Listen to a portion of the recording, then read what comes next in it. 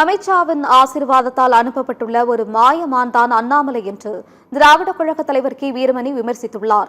தேனி மாவட்டம் பெரியகுளத்தில் கருணாநிதி 103வது பிறந்தநாள் விழா பொதுக்கூட்டம் நிகழ்ச்சி நடைபெற்றது. இதில் கலந்து கொண்ட பின் செய்தியாளர்களை சந்தித்த கி வீரமணி, தமிழகத்தில் பாஜக செல்வாக்கு இழந்துள்ளதால் லேபிள் மாற்றி தற்போது அண்ணாமலையை வைத்து கட்சி தொடங்கியுள்ளனர் என்றும், தமிழ்நாட்டில் நாளுக்கு நாள் சட்ட ஒழுங்கு சீர்கெட்டு வருகிறது, அதனை சரி செய்ய முதலமைச்சர் அவகாசம் கேட்கக்கூடாது எனவும் குறிப்பிட்டார்.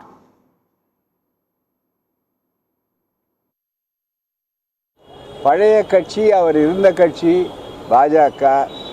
அப்படிப்பட்ட கட்சியில் இருந்து அவர் வெளியே வருகிறேன் என்று சொல்வது அந்த கொள்கை பிடிக்காததல்ல. அந்த கொள்கைக்கு மறு உருவமாக ஒரு மாயமானாக அவர் அனுப்பப்பட்டு தமிழ்நாட்டை என்ன செய்தாலும் தங்களால் பிடிக்க முடியவில்லை, கால் ஊன்ற முடியவில்லை என்பதற்காக அண்ணாமலை ஒரு புதிய அவதாரம் எடுத்திருக்கிறார்.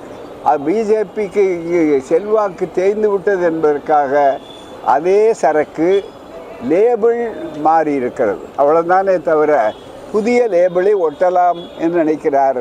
சரக்கு பழைய சரக்கு தான், அது புளித்து போன சரக்கு, தமிழ்நாட்டில் ஏற்றுக்கொள்ள முடியாத ஒரு நிலை.